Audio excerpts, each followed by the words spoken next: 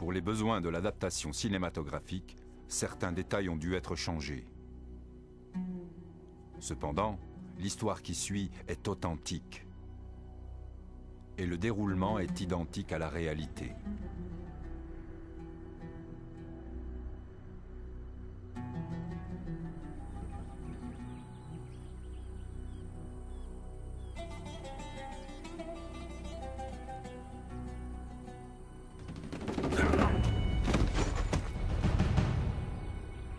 L'attaque par surprise est la clé de la victoire.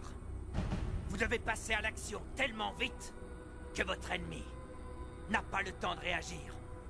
Assurez-vous que vous tranchez bien d'une artère à l'autre. Soyez déterminé et énergique. Ne lui faites pas de cadeau.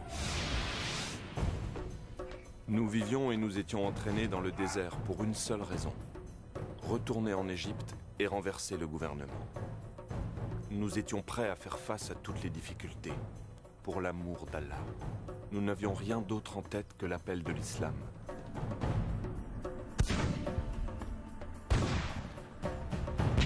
Pour nous, il n'y avait que deux choix. Le premier était de mourir et d'aller au paradis. Le second était de vivre en gagnant la bataille. J'étais un excellent tireur et on m'entraînait pour que je devienne un sniper.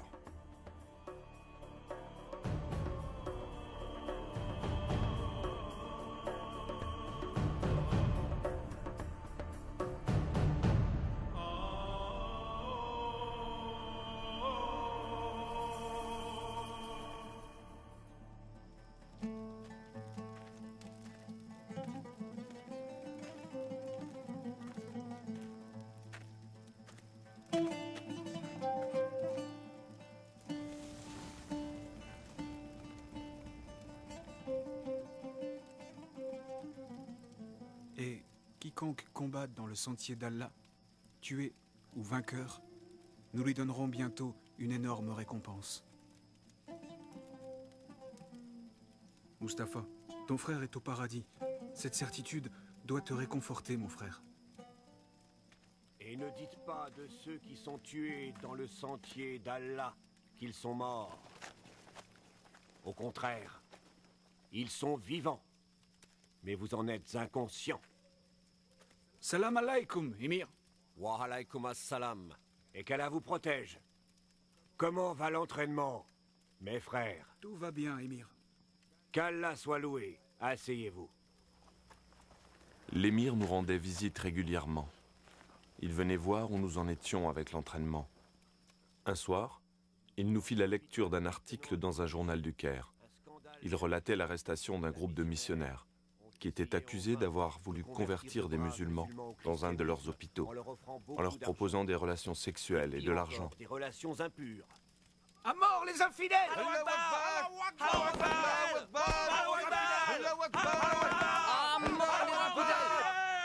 Du calme.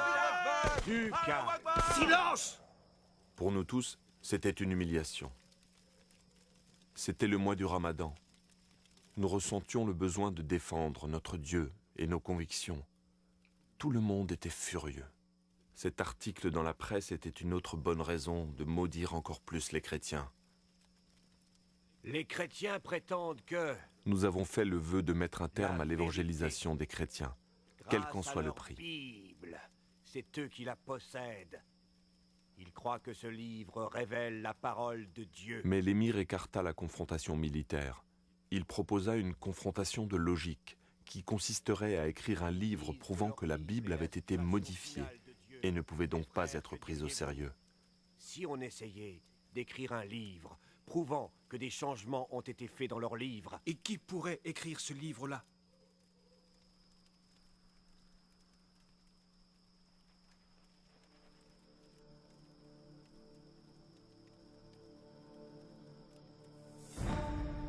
Qu'est-ce qui te prend? C'est un simple livre qui te fait peur? Les chrétiens jettent des sorts et font même de la magie avec ce livre. Ma mère en a été témoin. On dit aussi que tous ceux qui lisent ce livre deviennent comme envoûtés. Il est maudit. Je ne peux pas le lire, Émir. Non, non, je ne peux pas le faire. Attention, ceci est ma volonté. Si tu crois en Allah, et si tu crois au dernier jour, tu dois faire comme je dis, Khalil. Non, Émir. C'est impossible. Non, non. Khalil, Non, Émir, je vous en prie. Trouvez quelqu'un d'autre pour ce travail. c'est une mission très importante. Et avec toi, je sais que ça ira. Tu es le seul capable d'écrire ce livre, j'en suis convaincu. Sans doute. Et vous me demandez de les aimer, de penser comme ces infidèles. Je peux pas.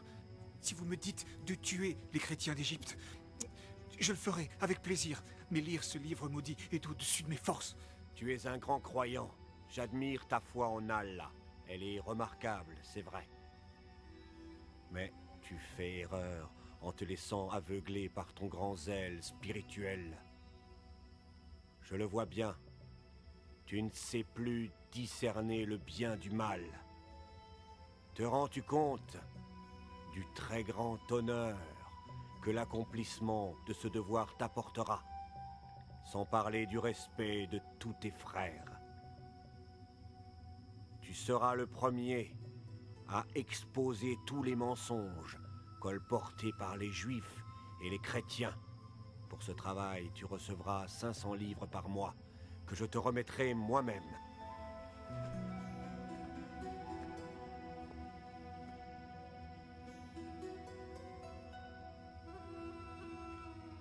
Nous avons abandonné l'entraînement dans le désert et je suis rentré chez moi. Un mois passa, mais je n'arrivais toujours pas à me mettre au travail.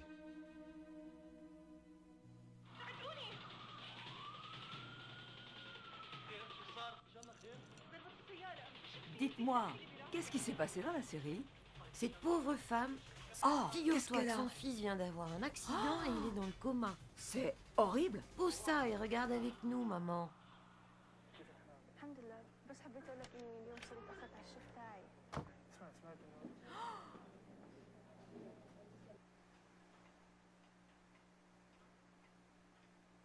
Khalil,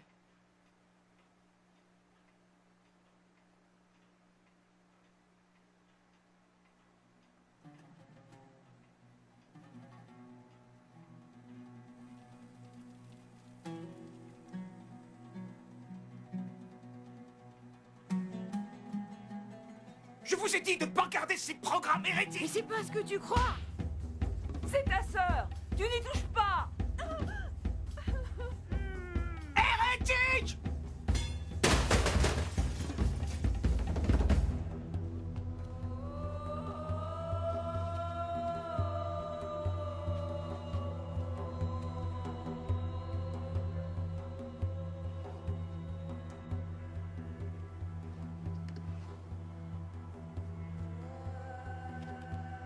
Finalement, je pris la décision d'obéir aux ordres de l'émir.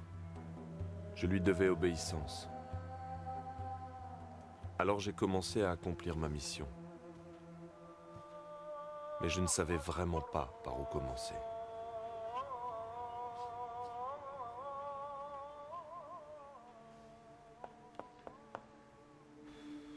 En lisant la Torah, j'ai trouvé des contradictions dans certains récits. Mais étant donné que dans le Coran nous avons aussi ce genre de contradictions, cela n'allait pas m'aider dans mon travail.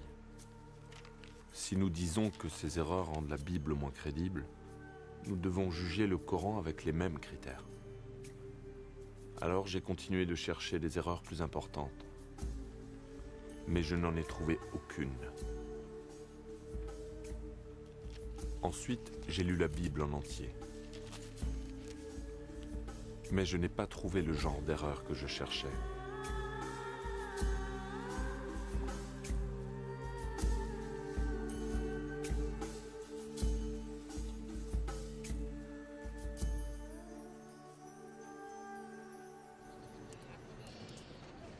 Il n'y a pas un seul verset dans le livre des chrétiens qui mentionne la venue du prophète Mohammed ou Ahmed.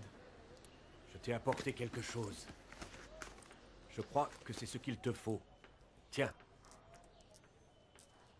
Démontrer la vérité.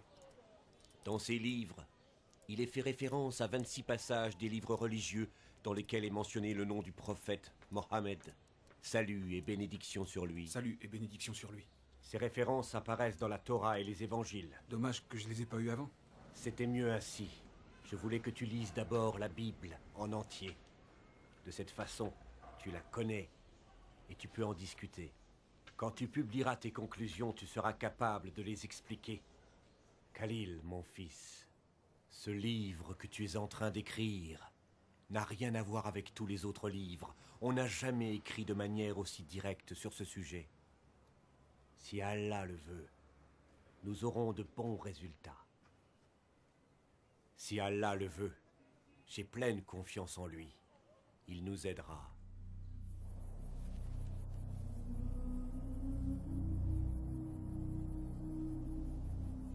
Je me mis au travail avec pour but d'examiner les 26 références inscrites dans les livres que je venais de recevoir. Aucune de ces références ne me permit de prouver quoi que ce soit. Alors j'ai prié. Seigneur, je ne peux pas prouver que la Bible a été modifiée. Et je ne trouve nulle part dans la Bible le nom du prophète Mohammed. Je vis pour qui? Je vénère qui?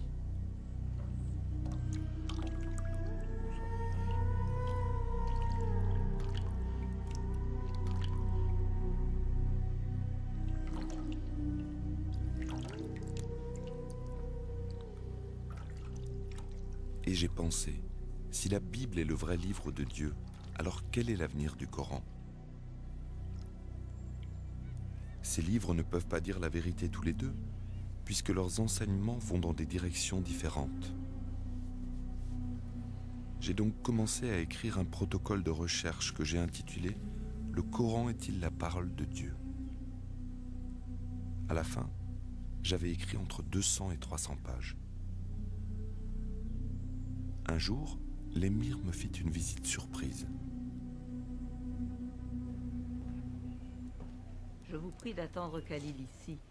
Il va être de retour dans un instant. Je vous remercie.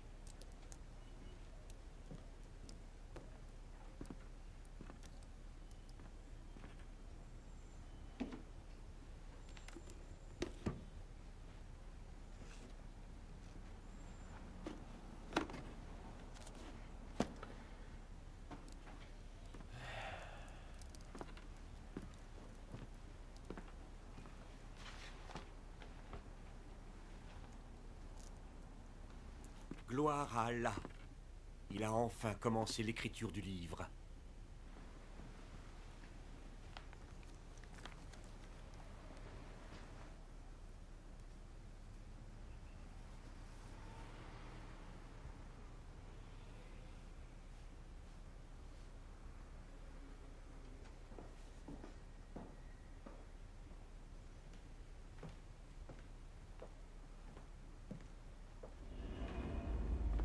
Que t'est-il arrivé, Khalil? Qu'est-ce que tu écris? Tu vas pas me dire que le Coran n'est pas la parole de Dieu? Si tu ne me crois pas, lis-le toi-même, lis. Tu ne crois tout de même pas que mes conclusions me rendent heureux? Plusieurs fois, je t'ai dit de donner ce travail à un autre homme que moi.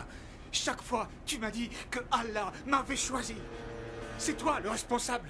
Tu es le seul à blâmer. Nous t'avons donné beaucoup d'argent afin que tu dévoiles tous les mensonges des chrétiens, les infidèles. Non, non, non, non. Tu as dit que je devais trouver des preuves en lisant leurs livres. Et je n'ai lu que la vérité. Et ce n'est pas tout. Le Coran lui-même le dit. Aïssa ou le Messie, c'est Dieu. Tais-toi! Tais-toi! Je t'interdis de dire un mot de plus. C'est ignoble. Le Coran dit aussi Aïssa parle Infidèle! en parabole. Infidèle! Il reviendra sur des nuages. Il sera le juge de tous. Tais-toi! La sourate de Al-Maïda dit Aïssa a le pouvoir de créer toutes choses. Tais-toi! La sourate de Ali Imran dit qu'Aïssa a le Tais-toi! pouvoir de guérir les malades et de ressusciter les morts. Aïssa reviendra sur les nuages. Et il jugera les nations le dernier jour. Je vais te tuer, infidèle! Tout est écrit dans le Coran. Je vais te tuer!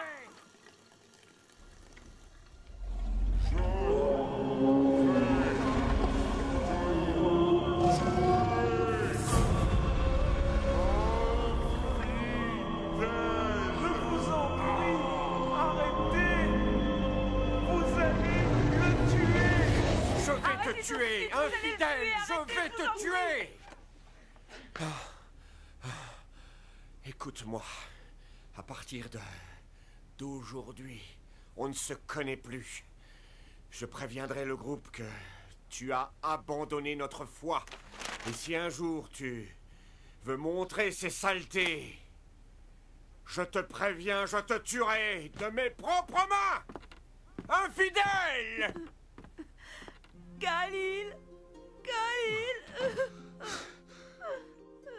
Mais je vous le dis, aimez vos ennemis, bénissez ceux qui vous ont maudits, faites le bien envers ceux qui vous détestent et priez pour ceux qui profitent de vous et vous persécutent. Ne résistez pas à une personne méchante, et si elle vous gifle sur la joue droite, tendez-lui aussi la joue gauche.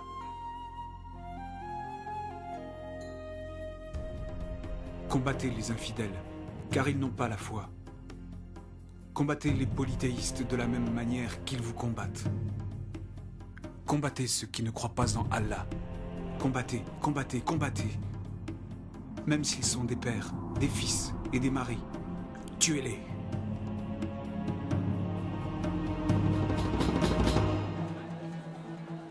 C'est bon de te voir.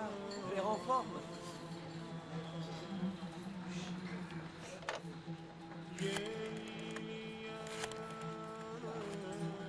Joue une musique plus gaie. Allô, Timothée? C'est Khalil. Non, ça va. J'avais envie de parler avec toi. Bonjour. Un jour, comment ça j'ai va? téléphoné à Ça un va collègue bien? de bureau qui était chrétien. Et Ouais, celui-là, ça va toujours. t'as pas ici, envie toujours. d'essayer? Si tu veux. J'espérais qu'il pourrait me parler des évangiles, mais il prit Non, peur tu et n'y es pas. raccrocha. Je voudrais que tu m'en parles, c'est tout. Puis je découvris avec stupéfaction qu'on m'avait volé ma mallette, qui contenait ma carte d'identité et ma Bible. Vous avez vu ma mallette?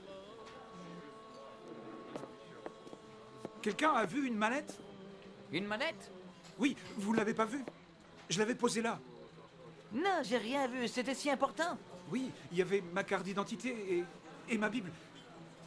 Eh, revenez! Revenez! Vous me devez une communication. Faut payer.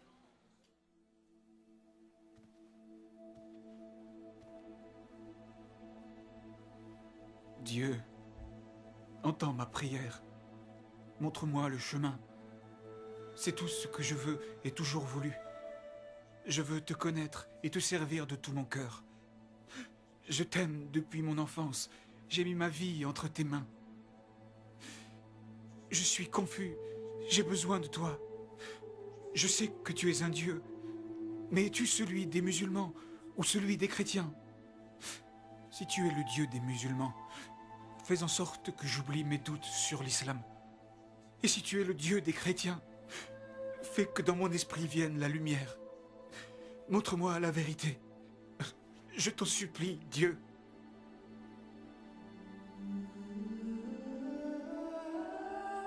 Cette nuit-là, je dormis profondément, comme je n'avais jamais dormi de toute ma vie. Quand l'aube commença à pointer, je fis un rêve.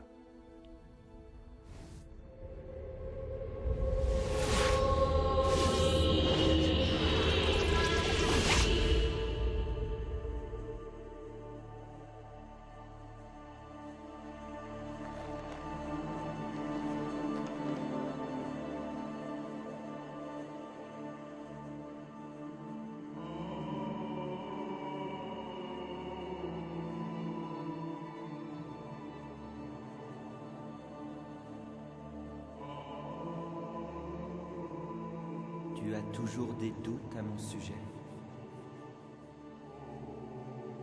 Qui es-tu? Je suis celui que tu cherches. Je ne m'en souviens pas. Tu lis le livre. Oui, je l'aime beaucoup. Oui, je le sais. Je ne l'ai plus. On me l'a volé. Le livre ne peut jamais être perdu. Lève-toi et ouvre ton armoire. C'est là qu'il se trouve.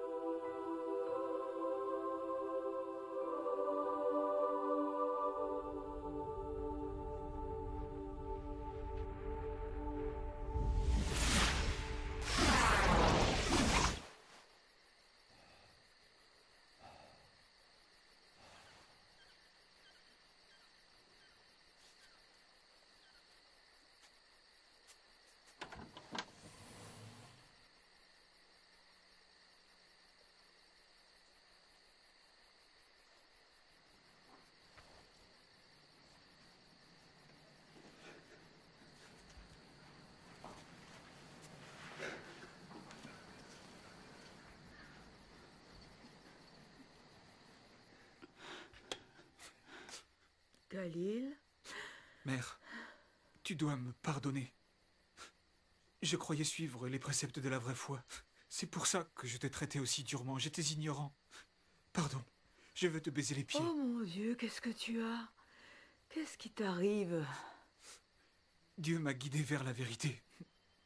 Maintenant, le Dieu que je connais n'est pas le Dieu qui me guidait avant. Mais enfin, il n'y a qu'un seul Dieu? Oui, mère, et il m'enseigne de t'aimer et de t'obéir. Quel est ce Dieu, Khalil? Il est le vrai Dieu, qui a été révélé en Christ, ou Aïsa, comme on dit dans le Coran. Pas si fort parce qu'ils croiront que t'es devenu cinglé. D'accord, je vais faire comme tu dis. Mais est-ce que tu me crois? Pourquoi je ne te croirais pas? Tu n'as jamais été aussi gentil. Ne t'inquiète pas, mon fils. Dieu n'abandonne jamais ceux qui ont foi en sa bonté. Je t'en prie, dis-moi que tu me pardonnes. Sois en paix. Mon cœur avait changé. Pardonne, mon fils. Il avait été transformé par l'amour.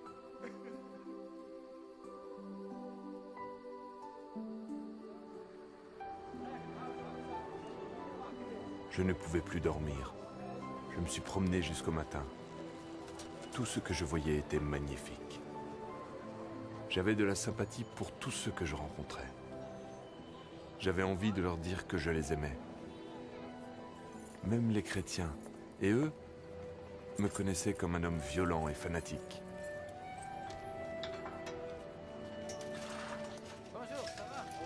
Bonjour, Georges.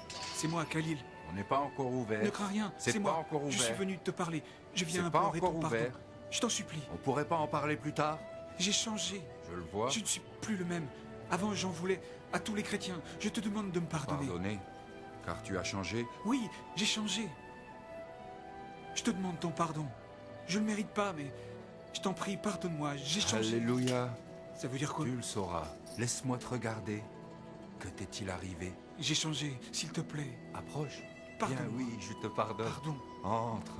Je te Je remercie. t'accorde mon pardon. À partir de ce jour, j'ai réellement commencé à changer. Ceux qui vivaient dans mon entourage, comme ceux avec qui je travaillais, tous voyaient le changement qui s'était produit en moi.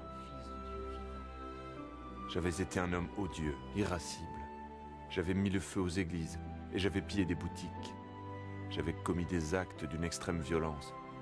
Mais Christ avait changé ma vie. Quand je me suis mis à agir selon les Écritures de la Bible, je suis devenu une personne aimante.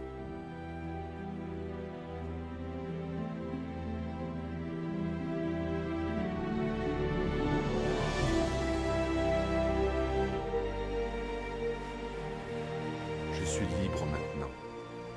Le Fils m'a donné ma liberté. La vie est en Christ et la mort est un gain. Dans le passé, la mort était un fantôme effrayant et laid. Mais aujourd'hui, la mort ne commande plus. Je suis maintenant en Christ et toute chose est nouvelle.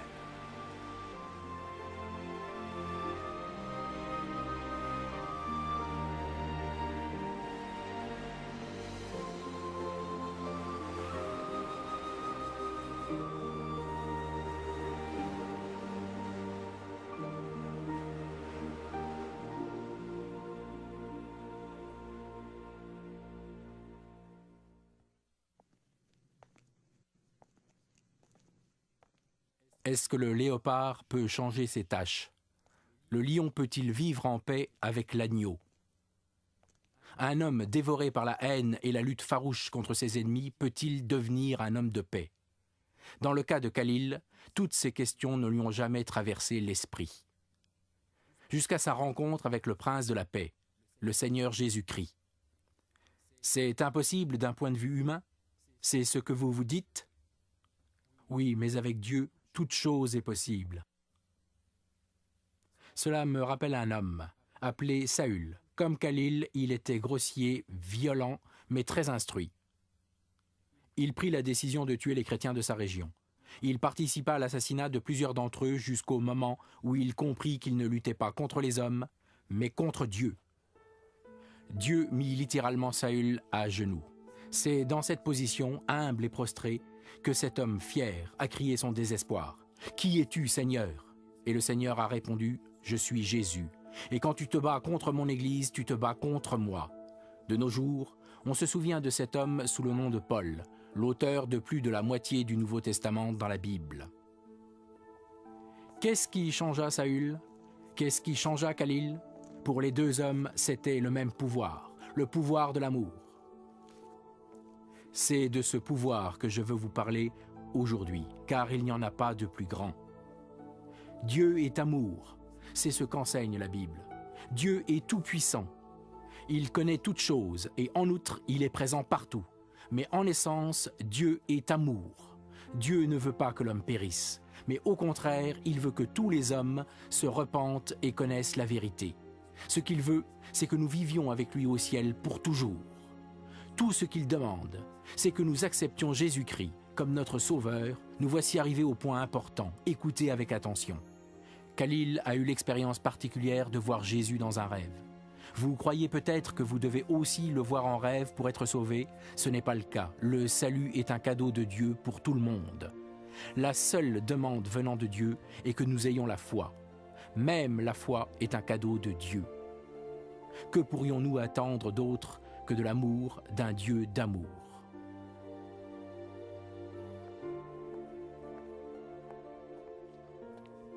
Aimeriez-vous recevoir le cadeau de la vie éternelle? Aimeriez-vous être pardonné de vos fautes et aimeriez-vous devenir un membre de la famille de Dieu? Le Dieu d'amour vous écoute, il ne repoussera personne venant à lui en toute sincérité. Quoi que vous ayez fait ou pas fait, Dieu désire vous amener jusqu'à lui. Il est le Dieu d'amour et son amour parfait absout nos péchés, peu importe ce que nous avons fait. Priez avec moi, prions. Dieu, tu sais combien je t'aime. Mon Dieu d'amour, pardonne mes péchés et donne-moi la vie éternelle. Compte-moi parmi ceux qui t'acceptent comme leur sauveur. Que toute la gloire et l'honneur te reviennent, ô Dieu, pour le précieux sang de Jésus versé pour nous sur la croix. Amen. Frères et sœurs, si vous avez prié avec moi, soyez certains que Dieu est dans votre vie et que vous êtes parmi ceux qui sont sauvés. Jésus sera la fontaine de votre vie. Amen.